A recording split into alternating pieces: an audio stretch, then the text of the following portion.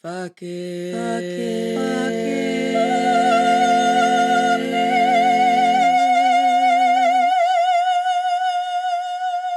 it. Hey, mama.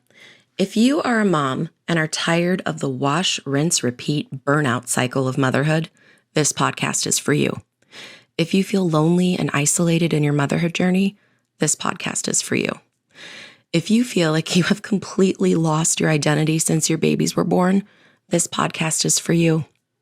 If you feel like every other mom has it together except for you, this podcast is for you. My name is Amanda, and I'm a life coach dedicated to teaching every mom the tools she needs to liberate herself off the back burner. I am living proof that a woman can be present and loving to her kids while also being a whole-ass person outside of being that kid's mom. The secret? Learning when to say fuck it. Hello. Actually, I need to adjust myself a little bit. I should have checked that before hitting record, but I continue to just be real on here. So, back in 2016, there was a show on FX called Legion, and it might still be on. I don't know. Obviously, I stopped watching it. But some of you might know that show. But if you don't, the main character is a telepath. And at a certain point in the show, he realizes that there's a monster lurking in the back of his head, causing him to see things that aren't real and that he doesn't want to create because it's scary as shit. That show is like dark. It's really good, but dark. Anyways, this is how I envision shame living inside of each of us as a monster lurking in the back of our head. We all think that our brains are recording what's happening around us, just like a video camera, like this webcam, if you're watching this on YouTube. But the truth is that our brains are filtering what's happening around us, allowing us to see what it thinks is most useful. Somewhere around 90% of thoughts and brain activity happen in our subconscious. Our subconscious is the main driver. Our decisions, our actions, our emotions, 90% of that is happening in a part of our brain that we are not actively controlling. I'm going to say that again. 90% of our decisions, our actions, and our emotions are happening in a part of our brain that we are not actively controlling. This is why thought work is such a fucking life-changing, powerful tool, because it gives us control over our main driver. We see life through whichever filter our unconscious brain is using at the time. Could be shame, could be insecurity, it could be confidence, it could be abundance, it could be scarcity. What's more, our brains will actively hunt for evidence to support what it believes to be true. This is why you can, we all know religious zealots who believe something that seems very far-fetched and crazy to us, but they will give you evidence after evidence after evidence after evidence.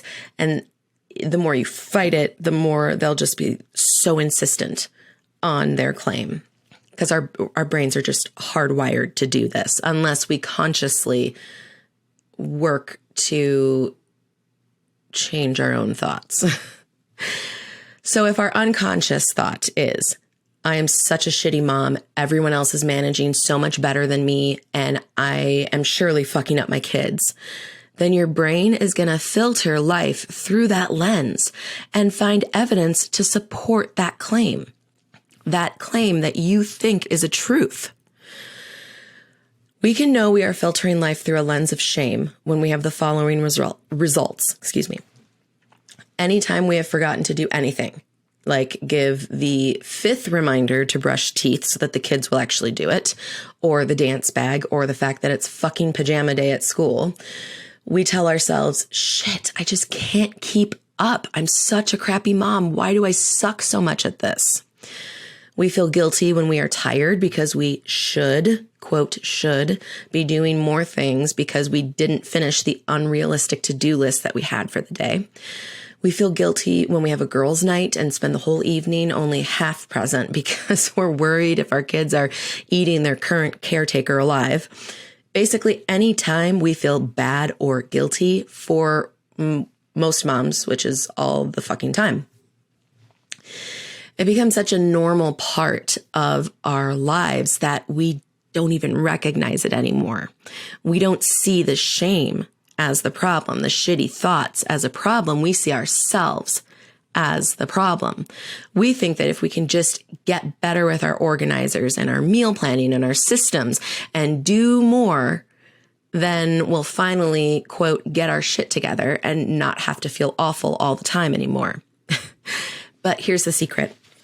Even if you do manage to turn yourself into some supercomputer that never misses anything, you will still feel shitty about yourself all of the time. Because it's not your planner and it's not your systems that is making you feel bad. It's your thoughts. It's that shame monster who's hiding in the back of your head.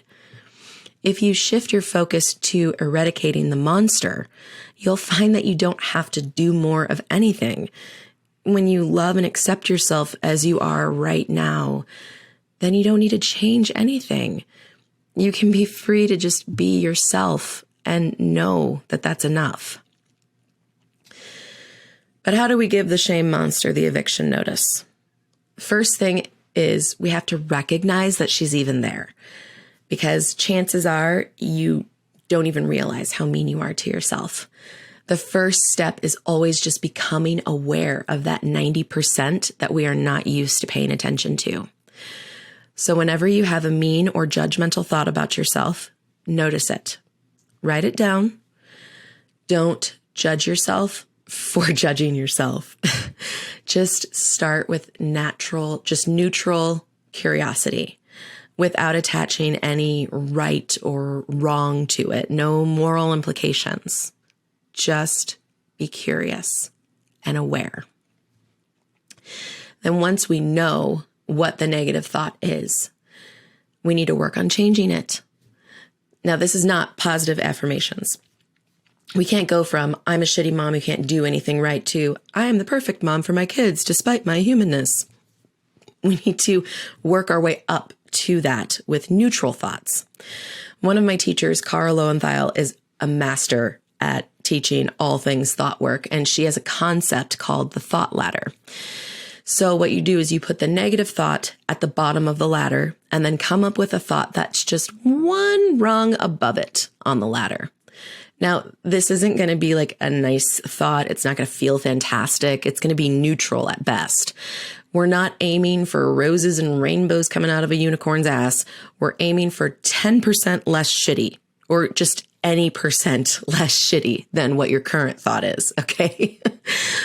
So for example, you could try, sometimes I get things right, or there are good moms who also forget pajama day.